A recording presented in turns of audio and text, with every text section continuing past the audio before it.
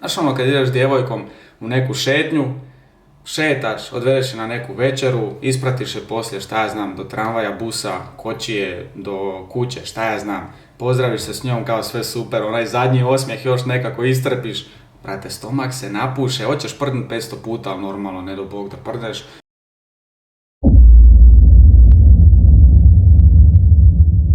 Pozdrav dragi ljudi, dobar dan, ja sam Mato Topić, dobrodošli 28. vlogo lipanj. Kako 28. šta kako, jučer je trebao biti 28. vlogo lipanj, ali sam ja bio malo umoran, ovakav onakav i zbunio sam se, jednostavno sam snimio 29. vlogo lipanj koji je trebao biti danas, a s obzirom da mi živimo u ovom modernom 21. stoljeću koje se svim srcem bori i zalaže protiv diskriminacije, dobra, moram i ja ići tim smjerom i potruditi se kako ne bi uvrijedio 28. vlogo lipanj i danas mu dati svu pažnju, spomenuti ga, ispričati mu se kao uzorni građanin. Bože moj dragi. Danas, slušaj sad dobro ovako, pozorno, izlažem se jednoj opasnosti da posumnjaš u mene, da posumnjaš uopće i da se zapitaš jel sa mnom sve u redu. Dakle, odmah da riješimo neke stvari, brate, pio nisam, pušio nisam, drogirao se nisam, 4., 5., 6., ne znam jel postoje još neke opcije što utječu, neki razni opijati, brate, ništa od toga nisam koristio. Istina je, došao sam s posla i slušaj sad ovo, brate, ja trebao snimati, ja bio pune lana, rekao idem sam 2 minute, sam malo se pružiti da dođem sebi, prvo sam se umio, pružim se ja, brate, 20 minuta zaspao. Ali nema veze, probudio sam se, vidiš da sam budan, a ne vidiš. I uglavnom sad ću na kraju nešto kratko snimiti. Sa mnom je sve u redu, ali želim progovoriti, spomenuti prijatelja Prdeža. Sad ćeš ti reći, vidi, to ne priliči za tebe, Mato. Znači, govoriš o nekim ozbiljnim temama, spominješ tu Boga, spominješ tu neko sveto pismo, vamo tamo, kako možeš pričati o jednom Prdežu. Šta kako mogu pričati, brate? Pričat ću o čemu god ja želim. Ja ću, brate, ako ja želim, kroz Prdež, kroz jedan obični Prdež doći do nekog zaključka koji može biti dobar za naš život.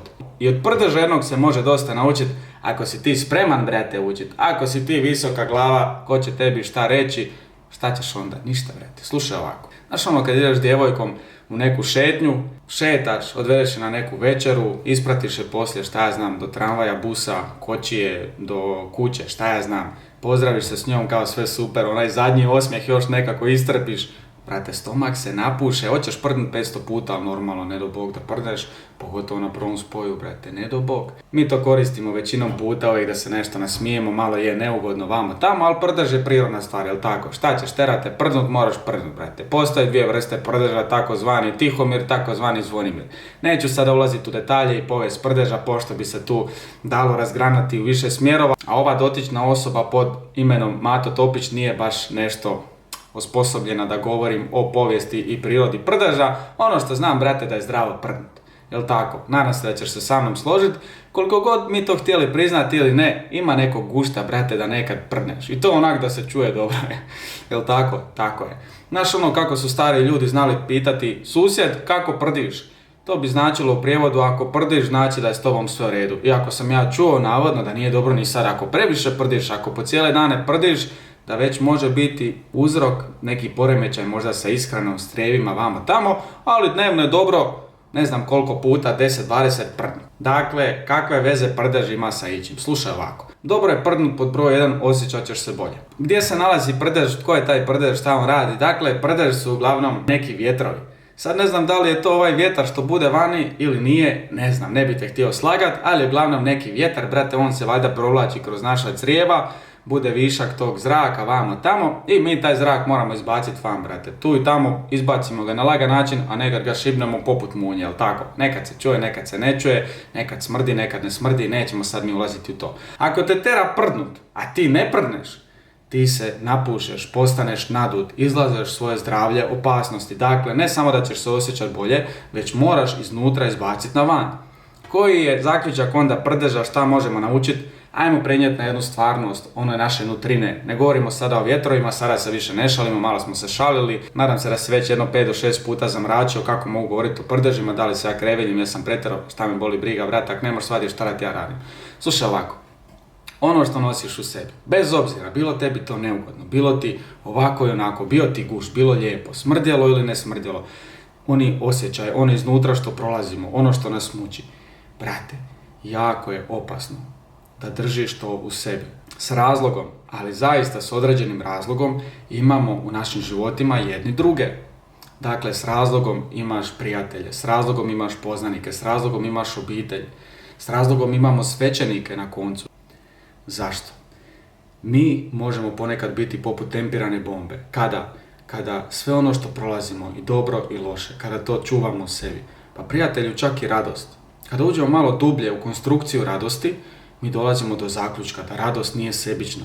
Nije čak ni potpuna radost kada sve imaš, a nemaš to s kime podijeliti. Kada si sretan, a ne možeš tu radost drugim podijeliti. Sjeti se one knjige Pale sam na svijetu, to knjiga ili šta je već, brete, knjiga, roman, šta ja znam, brete. Uglavnom, ne znam sad šta je, kak je s njim bilo, uglavnom on htio kao biti sam, da ima sve na svijetu, ovo ono, na kraju je imao sve, ali je bio tužan, zašto? Nije to imao s kim podijeliti.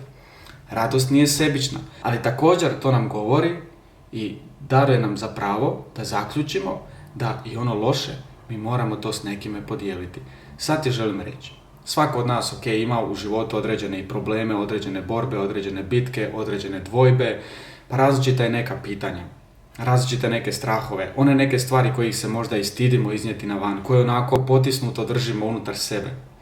Danas ti želim savjetovati od srca, kao dobar savjet. Ja nemam, brate, ništa od toga. Hoćeš ti to poslušati ili nećeš. Ali nemoj stvari držati u sebi. Koliko god velik bio problem, koliko god te nešto tištilo, brinulo, barem jednu osobu sigurno možeš pronaći koju se možeš otvoriti, koju možeš reći što te muči. Pa makar i ja kakav takav, brate, ako ne možeš baš nikom, pošalji meni poruku. Možda sad ovih dana i tjedana nisam uspio sve poruke ni otvoriti ni pročitati, ali pročitat ću, brate, odgovorit ću nešto, obećajem, zaista obećajem. Dakle, kada se mi ne otvaramo, kada mi ne dijelimo one stvari unutar nas, mi dolazimo u opasnost da nakupljamo u sebi toliko puno da se stvori jedna bomba koja će postati tempirana, koja će jednoga dana eksplodirati. Odrazit će se i na tvoje zdravlje, kako duhovno, tako i psihičko, pa na koncu i tjelesno. Podijeli, razgovaraj, pričaj, komuniciraj. Od sada donesi jedan zaključak da više ništa nećeš čuvati samo za sebe. Ima onih stvari koje moramo čuvati za sebe i one stvari koje su između nas i Boga, slažem se, ne moramo se mi cijeli ogoliti. Ali sve ono što te muči i tišti, iznesi na van. Podijeli, vidit ćeš kako će ti biti lakše. Nećeš biti nadut. U duhu nećeš biti nadut, u psihi, u tijelu. Zašto? Zato što, poput našeg tijela, koji ima prirodne neke procese, prdež je također jedan od njih, možemo se mi šaliti ili ne, to je tako. Isto tako je nutrina naša. S razlogom neke stvari moramo podijeliti drugome, ako ne, izlažemo se opasnosti da nastradamo. I vidjet ćeš kako će taj problem, a gotovo 90% njega nestati kada ti to izgovoriš. Kada ti kroz svoja usta to izgovoriš, kada podijeliš to s nekim. Svako dobro vam zaista od srca želim. Komentirajte, lajkajte. Nadam se evo da sam uspio nekako tu svoju viziju, možda kroz šaljiv i neobičajan način, podijeliti sa vama da dođemo do tog jednog zaključka, onog što sam danas htio vama poručiti, što sam htio s vama podijeliti. I ništa vas ne košta, ako nije teško pretplatite se na kanalu Znak podrške da rastemo, da budemo sve veća obitelj, jer vjerujem da je jedna velika priča u začetku i da zajedno možemo zaista biti jedna kontrastruja svemu onome lošemu što danas nailazi nekako i na naš život, sve ono loše što nas bombardira od medija pa nadalje, sve one negativne stvari koje plutaju okolo nas, da budemo baš drugačiji, da budemo ono što jesmo i da u svemu što radimo stavljamo Boga na prvo mjesto i da od našeg života napravimo remek djelo. Kroz sve ove točke koje smo prolazili kroz ovih 30 dana i sve ono što imamo u planu dalje raditi, sve su to jedne male točkice, male kockice koje su bitne. Bitno je na njima raditi. Imamo toliko predivnih svećenika, ljudi, ne smijemo se zatvarati u sebi. Biće sve dobro, korona nas je bila uhvatila, potresi, razne neke i nepogode. Mi u svemu ovome ne smijemo se zatvarati u sebe jer je jako opasno. Izađi van, razgovaraj, komuniciraj. I bit će sve dobro, to ti ja garantiram. Ako Boga imamo u svome životu, ako činimo i živimo onako kako bi trebali, bez obzira što ponekad i izgubimo se i padnemo i zalutamo, ali ako pokušavamo, ako radimo, ako trudimo se, ako trsimo se, ako ne posustajemo, bit će sve dobro kako ne bi bilo. Od srca vam svima sve dobro želim, vidimo se sutra u novom i posljednjem videu ovoga mjeseca. Aj Bog!